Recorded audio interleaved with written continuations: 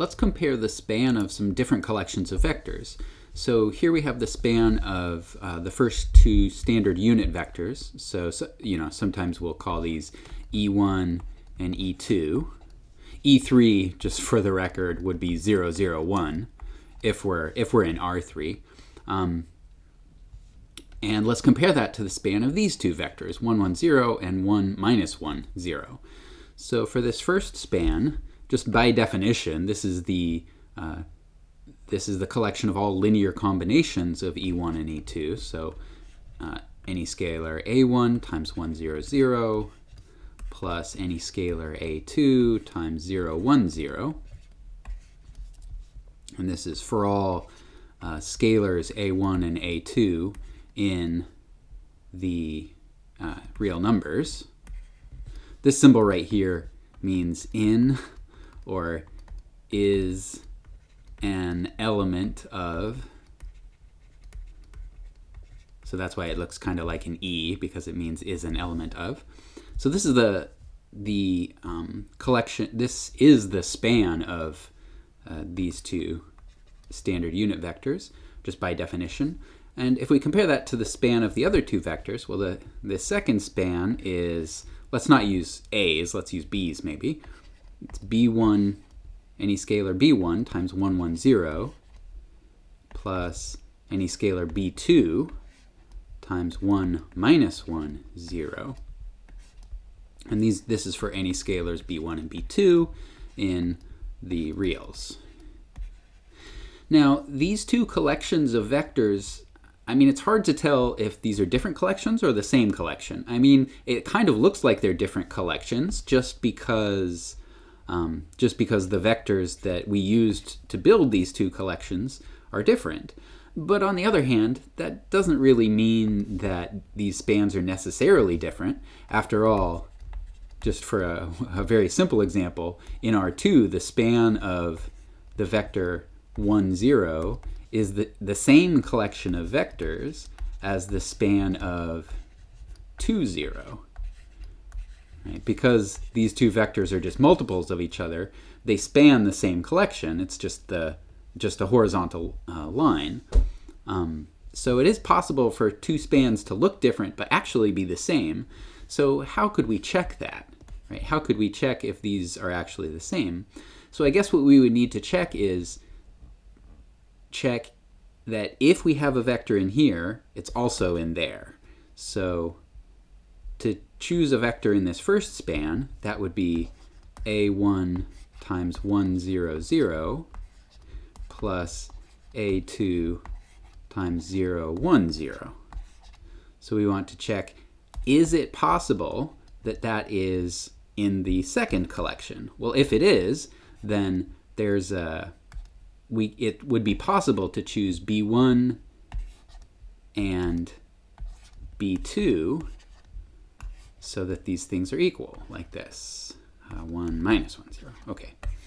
So here the question we're asking is, given A1 and A2, can we find B1 and B2? Okay, well, we can actually do this vector arithmetic on the left-hand side. When you do that, you get just A1, A2, 0. And we want to know, is it possible to write this as, well, this right-hand side, we can actually write this as a matrix, 1, 1, 0, 1, minus 1, 0, times a vector of unknowns, B1 and B2. Right, so now this is just we've changed this question of is it possible to make these vectors equal? We've changed that to finding a solution to a system of linear equations, right? This is something we're really good at doing at this point. So how would we solve this system of equations? Well, we'd solve it the way we usually solve it. Take our matrix of coefficients, augment with the other side of the equation, like this, and then reduce. So let's see, we're going to have to take row 2 and subtract row 1. That's going to give us 1, 1, A1, and then 1 minus 1, so 0, and then minus 1 minus another 1 is minus 2, and then A2 minus A1. And the third row is just all zeros. Okay. You can see already that we are going to get a solution. In fact, it looks like we're going to get a unique solution if we, because every non-zero row has a pivot, right? This column is the B1 column, this is the B2 column. We're going to have a pivot in both columns, and so we're going to get a unique solution. We could actually find that solution if we wanted to by finishing solving this system of equations, but what we see here is because there's going to be a unique solution, because there is a pivot in every column that represents a variable, there will be, so we have unique B1 and B2, right? So this equation up here, this one, has a unique solution, but that means every vector in this first span is also in this second span. And we could do this the other way around, using the same trick but sort of going the other direction. We could write every vector in the second span as an element of the first span. But that means that the vectors in these two spans are actually exactly the same vectors. So these two spans are the same, even though the way they're written down is different. It's actually the same collection of vectors. Just like up here, these were the same collection of vectors, even though we wrote the span down using a different vector to start with. So working with span is a little bit tricky because it's hard to tell when two spans are the same. But as you see here, we can change the question of are these two spans the same into a question of solving a system of linear equations, which we have good tools to do. So let's look at one more example. So here are two spans, and let's see if they're the same span or different spans. So this first one, we've seen that this is the right. This is the same example as last time. This is the collection of all vectors, A1 times 1, 0, 0, plus A2 times 0, 1, 0, and this is for A1 and A2 in real numbers. And this second span, this is the collection of all vectors B1 times 1, 0, 0, plus B2 times 0, 1, 0, plus B3 times 2, 3, 0. And this is where B1, B2, B3 are all in real numbers. Okay, so we can play the same trick here. We can ask, if we take a vector from here, like so, is it possible to write it using, is it possible to write it as a linear combination of the vectors spanning our second span, like this? But again, and this will always be the case when you're thinking about span, you can express this as a system of linear equations. So on the left, we can write this as A1, A2, 0 when we do all these vector arithmetic operations. And on the right-hand side, we can write this as 1, 0, 0, 0, 1, 0, 2, 3, 0, and times the vector of our unknowns, B1, B2, B3. Okay. So now we just need to solve this system of equations, but actually, to solve this system of equations, what would we do? We would write this matrix and then row reduce, and then use, or augment, row reduce, and then use that to write the,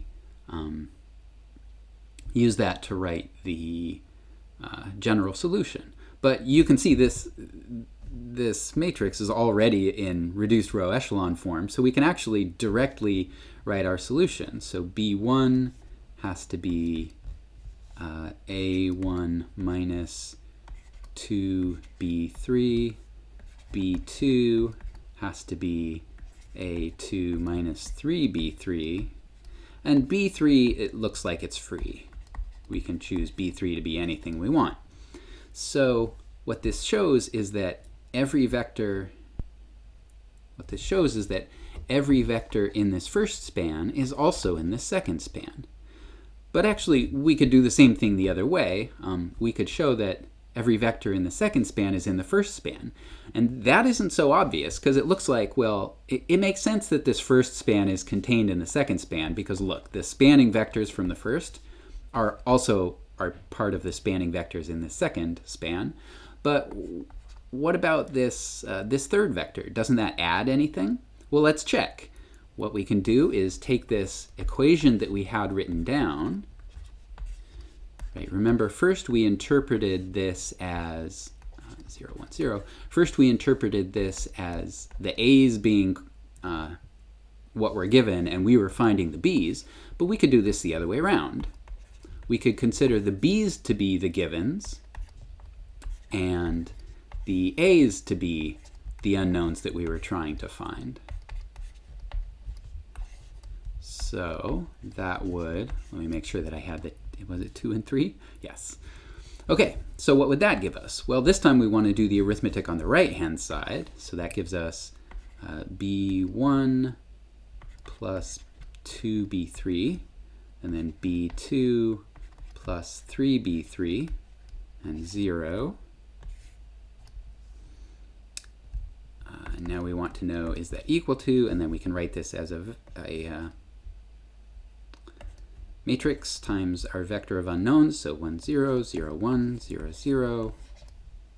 And our matrix, our vector of unknowns are A1 and A2. And you can see that this, this does have a solution. In fact, it has a unique solution. A1 has to be B1 plus 2B3, and A2 has to be B2 plus 3B3. So this shows that not only is every vector in the first span in the second span, which is kind of obvious given the spanning vectors, but also every vector in the second span is in the first span, right? So if we called this set span 1, maybe capital S1, and this set span 2, the first thing that we showed was that the first span is contained in S2. So the way that we mathematicians would usually write that is this phrase contained in is common enough to have a symbol, and it's this, S2. But we also showed that S2 is contained in S1. Right? So, but if they're both contained in each other, then that means they're actually the same collection of vectors. So what this shows is that these two collections of vectors are actually exactly the same. In other words, adding this last vector to the collection of vectors that are doing the spanning actually doesn't give us anything new, which is a little bit weird. You know, usually it feels like if you add more vectors to what's doing the spanning, the span ought to get bigger. But we see in this example that that doesn't always happen. In this we will give a name to that phenomenon. In this particular example, we probably should have seen at the very beginning that that would be the end result, because this first span of these two vectors, so if we think of R3 as XYZ space, right? The span of 1, 0, 0 and 0, 0, 1, that's going to be all of the xy plane, right? 1, 0, 0 is this way, and 0, 1, 0 is that way, and you know, I sort of think of span as kind of stretching out and spreading across in every direction where you have a spanning vector pointing, and that does cover the whole xy plane.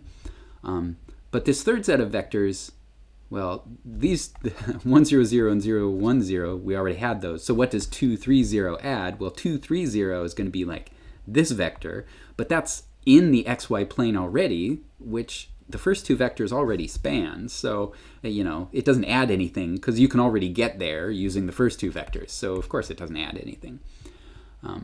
So, you know, sometimes adding a vector will make the span bigger, but sometimes it doesn't. we'd kind of like to be able to understand when it is that those two possibilities happen. And let's try to give this phenomenon of redundancy a name. So we will say, for our first attempt at a definition, we'll say that a vector v is linearly dependent on v1 through vk, these other vectors, v1 through vk, if v can be written as a linear combination of v1 through vk. So if we can write v as some linear combination. This was the case in our previous example because the vector 0, so the redundant vector seemed to be 2, 3, 0, and that was 2 times 1, 0, 0, plus 3 times 0, 1, 0, right? And really it was this relationship that was what made 2, 3, 0 redundant. So to get a handle on how this definition works, let's just check that this v, minus 7, 16, 0, is linearly dependent on v1 and v2. So v1 is 2, minus 5, 3, and v2 is minus 1, 2, 2. So we just need to check, is it possible to write minus 7, 16, 0 as some linear combination of the other two? So sum a1 times 2 minus 5, 3 plus sum a2 times minus 1, 2, 2. But, as usual, we can write this right-hand side as matrix multiplication. So this is minus 7, 16, 0. Can we write this as the matrix of coefficients 2, minus 1, minus 5, 2, 3, 2 times a1, a2. And then, as usual, we can solve this by taking this matrix of coefficients, 2, minus 1, minus 5, 2, 3, 2, augment with the other side of the system of equations, minus 7, 16, 0, and then row reduce. And when you do row reduce this, it turns out you get 1, 0, 0, 1, 0, 0, and then you get a minus 2, 3, and 0. So there is a way to express this vector as a linear combination of v1 and v2, and this actually tells us how. So v is, so this says that a1 has to be minus 2, so minus 2 times v1 plus, and then this says a2 has to be 3, so 3 times v1. Okay. And assuming I did my row reduction correctly, you can check the arithmetic that if you actually work out this linear combination of these two vectors, you do in fact get v. Okay, so we can check if v is a linear combination of other two vectors by solving this kind of system of linear equations, which, as always, is just row reduction. Okay, well, let's look at one more example. Let's show that this vector, 1, 4, 2, is linearly independent of v1 and v2. So this v1 and v2, these are the same as from the previous example. Linearly independent, this is just the opposite of linear dependence. So linear dependence means that v is a linear combination of the other two. So linearly independent just means that it's not. So, we can answer this question the same way. We need to ask, is it possible to write 1, 4, 2 as a linear combination of these other two vectors? So a2 times minus 1, 2, 2.